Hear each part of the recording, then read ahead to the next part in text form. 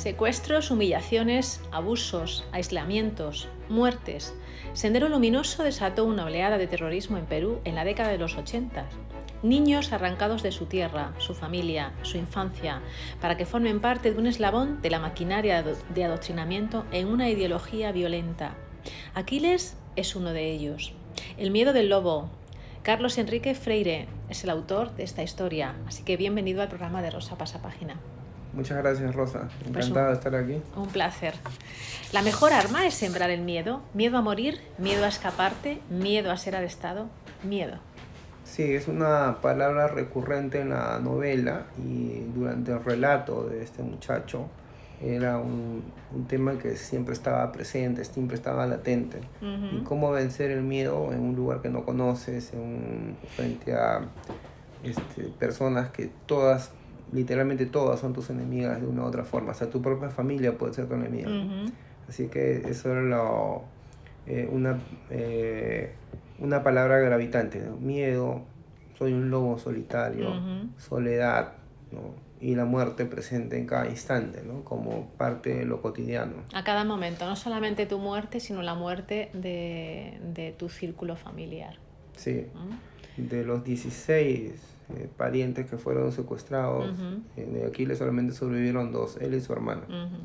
En momentos diferentes, sí. Abigail Guzmán era profesor de literatura y fundó la organización maoísta peruana Sendero Luminoso. La crueldad de un ser humano, ¿de dónde arranca? Yo pienso que arranca cuando tienes fuertes vacíos en el corazón. Ya cuando ha sido mejor estudiado el fenómeno de Guzmán, se puede percibir en él la historia de un hombre solitario y un hombre que articula dentro de su ideología mecanismos para obtener el poder, que es lo único que puede llenar el vacío de su propio corazón, ¿no? Y se encuentra con gente que va a entender o a tomar ese discurso como suyo, y eso es lo que hace que crezca todo este mecanismo del mal. ¿No hay trauma mejor cimentado que el que se marca en la infancia? Definitivamente, esos son los traumas que quedan mejor estructurados dentro de la persona humana. Porque más adelante, cuando uno se encuentra frente a imágenes fuertes, uno tiene los moldes o el conocimiento suficiente para lograr suplir o correr la ola, ¿no? No es igual prepararse para ser médico y desecar un cadáver o diseccionar un cadáver a los 20 o 22 años que a los 8 años, ¿no? El formato es diferente, ¿no? Sí. No solamente ver ese cadáver, sino con 11 años obligarle a que acabe con la vida de un niño de 7. Sí, eso me pareció brutal, ¿no? Brutal, o sea, me puse en el lugar del protagonista y no me imaginé a mí en ese escenario. Incluso para un soldado profesional, ejecutar algo así es una cuestión inviable. Imagínate para un niño, ¿no? La verdad es que lo que han hecho estos hombres es un abuso del poder, de un poder en el cual ¿quién podría estar sobre ellos? Nadie, ni siquiera Dios, ¿no? O sea, hasta ese extremo, ¿no? Ya lo creo.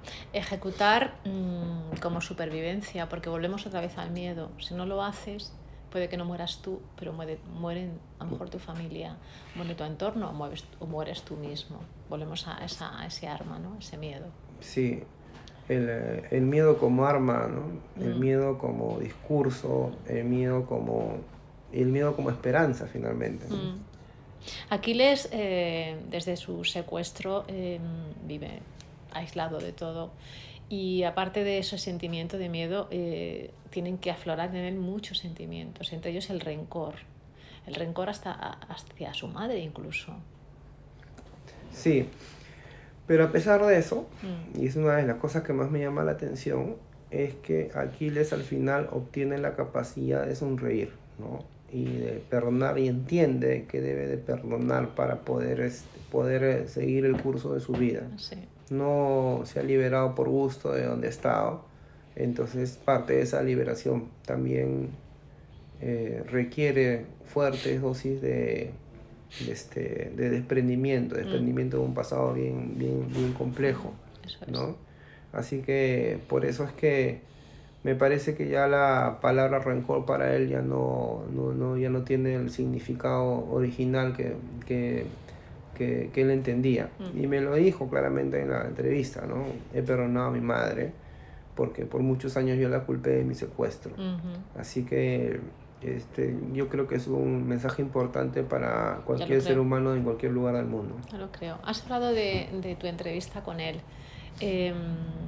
Imagino ¿no? Esta vivencia o este abuso de poder de Senderos Luminosos, matar a niños y secuestrarlos,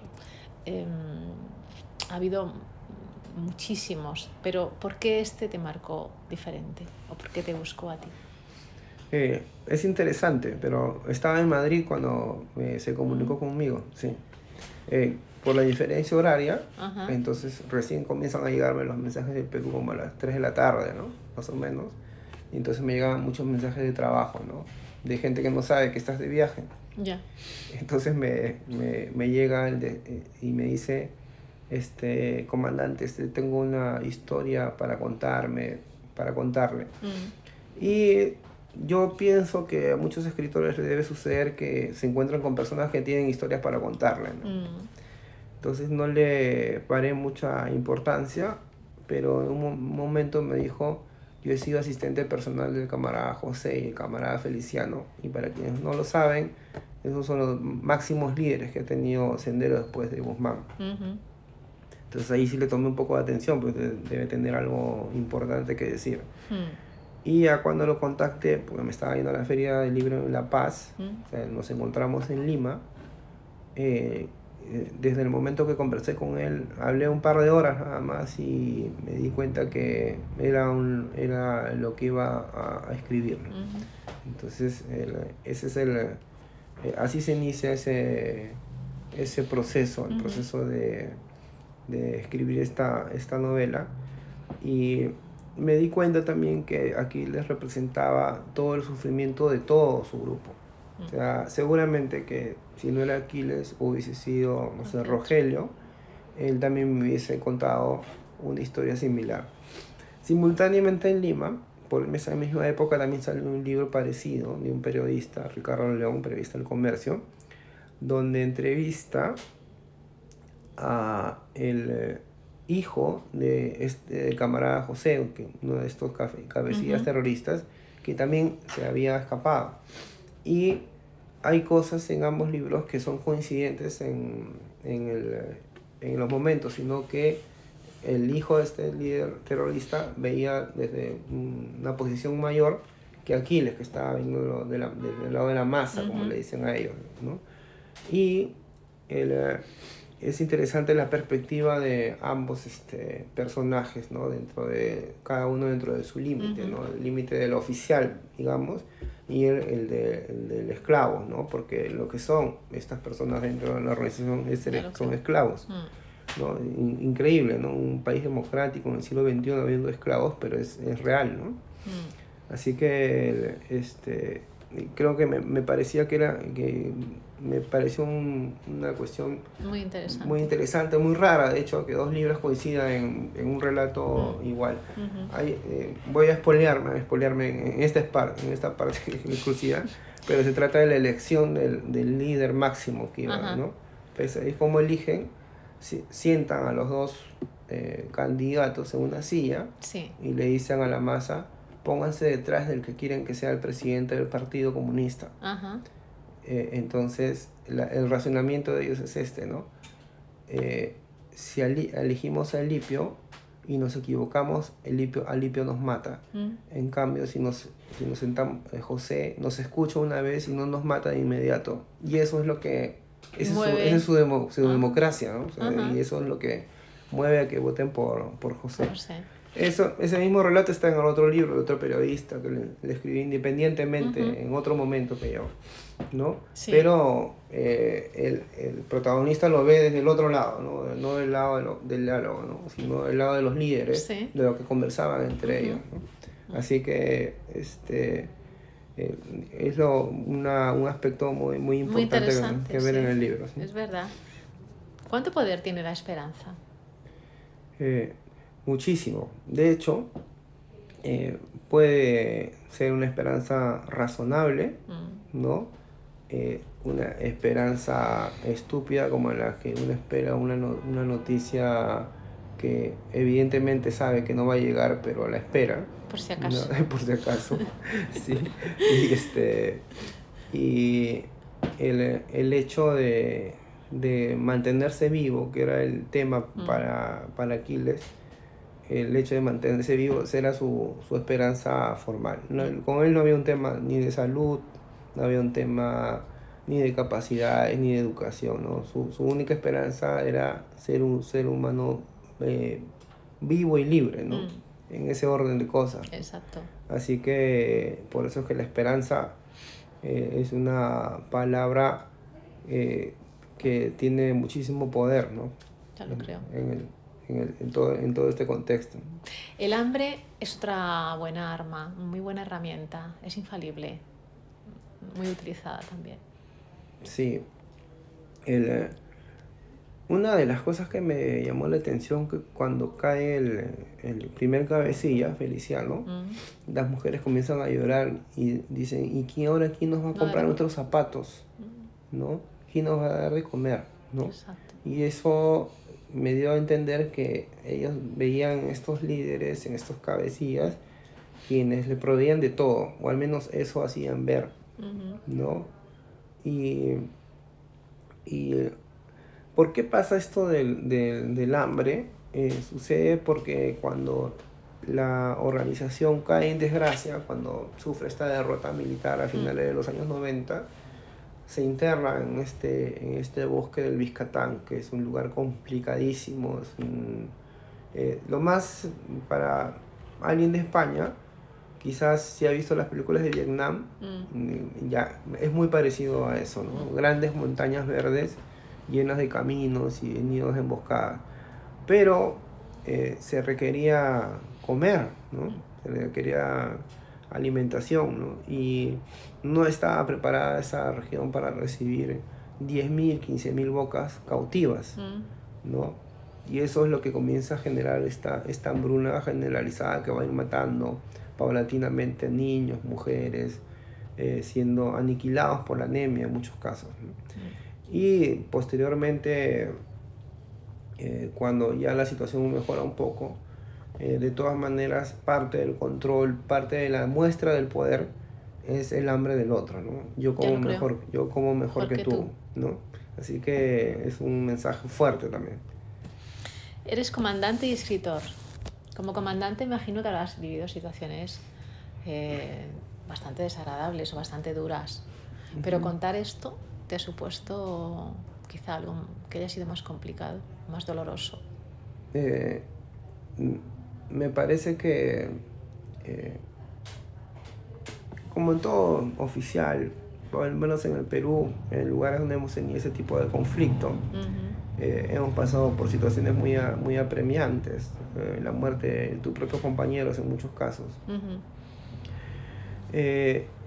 Pero esta historia yo entendí que tenía que ser rescatada, sí, porque es la voz de todo un grupo humano que fue muy maltratado, y no solamente por el terrorismo en sí, sino por su propia sociedad, porque cuando hablo de estas grandes montañas inexpugnables, no estoy hablando de las estepas siberianas que están tan lejanas, ¿no? Son lugares que están de Lima a 45 minutos en avión, o sea, no son lugares tan lejanos, digamos, ¿no? Y esta desconexión no solamente del Estado, sino de la sociedad, para permitir que la guerra se mantenga, porque no es mi tema, ¿no? Entonces generó que toda esta población sea maltratada, humillada, ¿no? Llevada a su mínima expresión, ¿no? Eso me parece que fue el punto final por el que pensé que esta historia tenía que ser contada. Sí. ¿Cómo se ve el mundo desde un toco-toco o un cachi-cachi? Es espectacular. Sí. Quizás el helicóptero tiene esa particularidad que no tienen los aviones, ¿no? El hecho de sentir más la proximidad de la majestuosidad de la altura, ¿no? He viajado muchísimo en esto, recorriendo ríos, tengo 1000 aventuras en el helicóptero, por ir con el helicóptero con sobrepeso sobre todo. Sí. Un día me sacaron de un lugar que se llama Sanabamba y en la noche y me dijeron que tenían que subir todos los que estábamos, ¿no? Y ese helicóptero tiene capacidad para 20 hombres y habíamos 36. Pero en ese momento no me di cuenta, pero sí sentí cuando casi la máquina salió y hizo como hacia abajo, ¿no? Y me di cuenta, ¿no? En la oscuridad, ¿no? Y de ahí ir por el río Mantaro, que es un río inmenso, y ahí por el Apurímac, ¿no? Y de ahí ya sentirme bien cuando ya aterrizaba y decía, no sé cómo nos han llevado. Sí, pero es majestuoso, impresionante, sobre todo porque la selva es un lugar impresionante, es un animal en sí mismo, ¿no? Así que tiene esa hermosura en el fondo. ¿Nadie tiene un familiar que regrese de la muerte?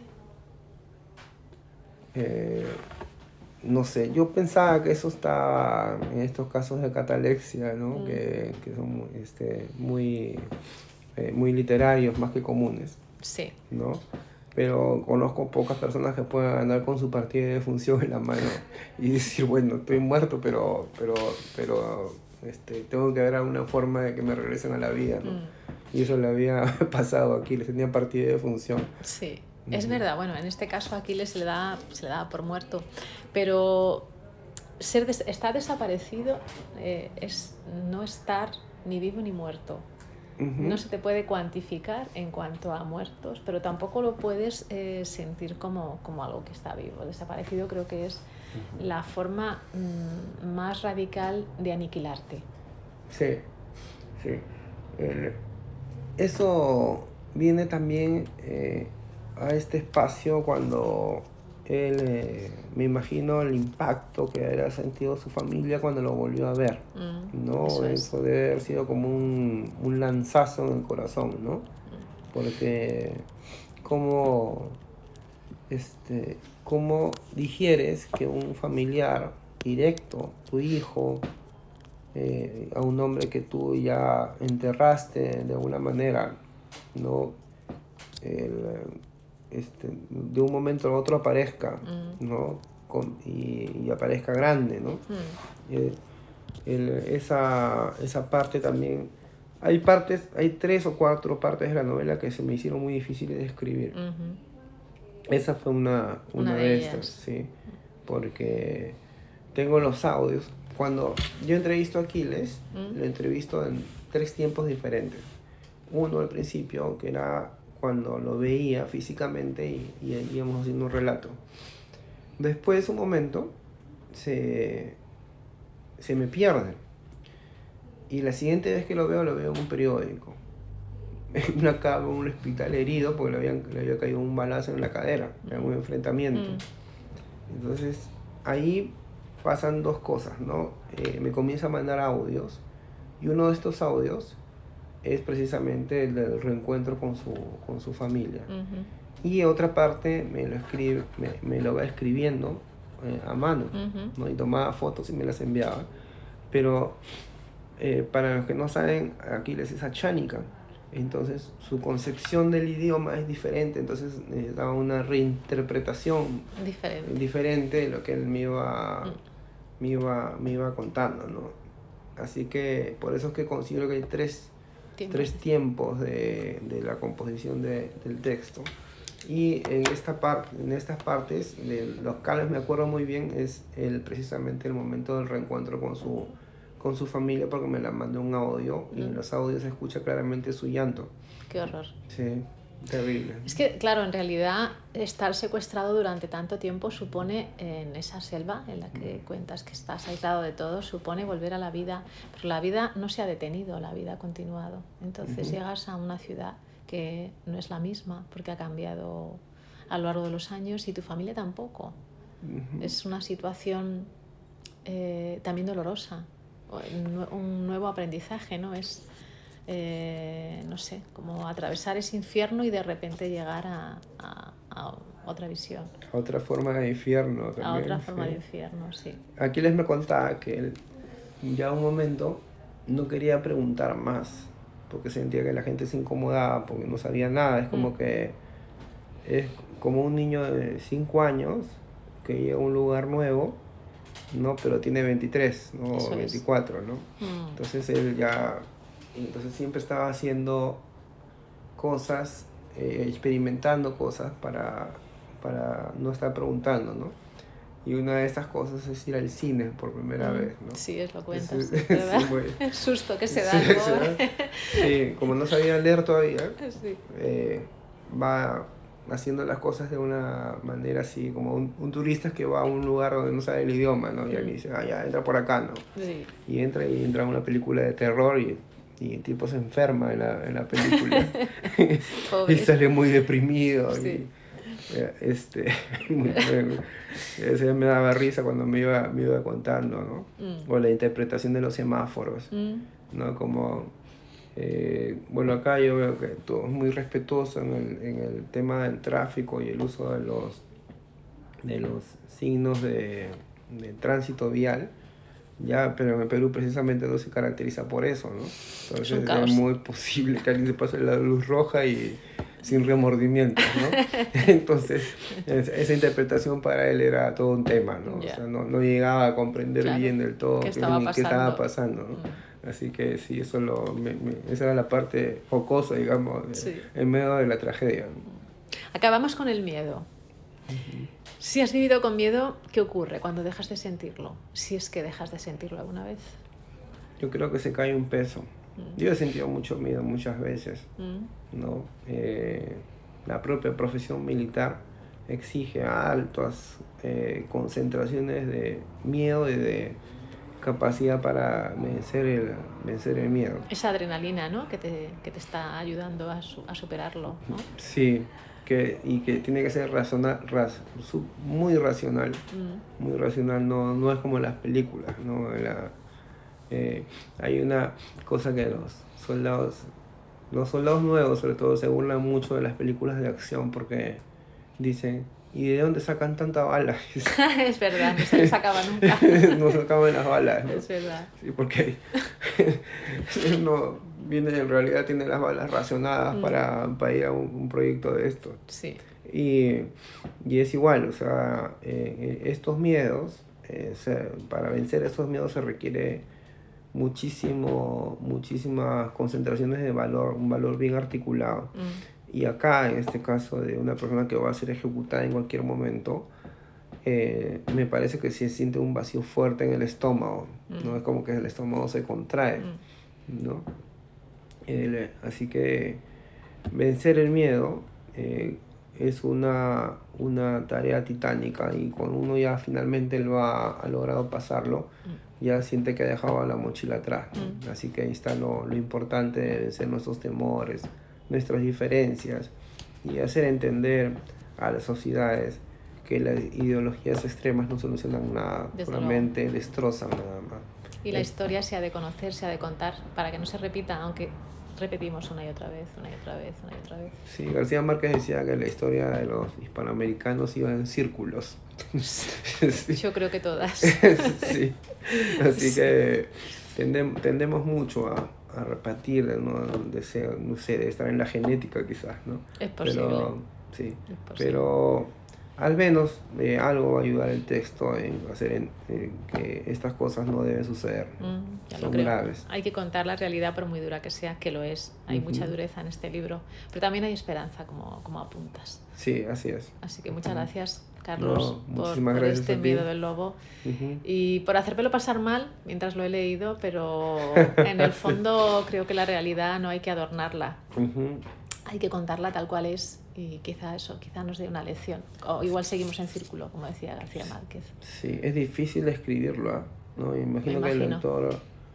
No sé, hay personas que me han hablado del texto y me han dicho que en esa parte como que han... Sí, te echas un poquito para atrás. Sí, te echas un poco para atrás. Pero sí. es así. Es que no es lo mismo verlo. Tú puedes ver una imagen o te advierten, no mires esta imagen que te puede dañar, pero tú la vas a ver, sí o sí. Pero cuando te lo están contando, la imaginación tiene mucho poder. Sí. Y es distinto. Sí, nunca he entrevistado a alguien con tantos momentos de llanto. Y me imagino, porque he hablado con muchos soldados que han combatido todos, ¿no? Y a veces han combatido una vez. Y esa vez los marca para siempre. Toda la vida. Sí. Hay un caso famoso de una patrulla del ejército de 28 hombres que es atacada por 700 senderistas toda una noche. Qué horror. De los 28 sobrevivieron 16. Ya. Y estos 16, o sea, en el momento que los sacan, están todos heridos, entonces los dispersan, o sea, van a diferentes hospitales y no se vuelven a ver por muchos años. Y crean un grupo de WhatsApp que se llama La Fiesta de Madre Mía, porque el lugar se llama Madre Mía. Y este oficial, estos ex soldados, lo seguían viendo a él como el oficial y les da órdenes y así, siempre 25 años. y ¿por qué sé? Porque para contar la historia me incluyeron en el grupo. Entonces, a partir de este momento, todo el personal le cuenta al comandante en qué sector estuvo cada uno. Y todos muy cumplidos, así. Contestan. Sí. Pues muchas gracias, como digo, Carlos. Muchas gracias, un placer. Un placer para mí también. Gracias.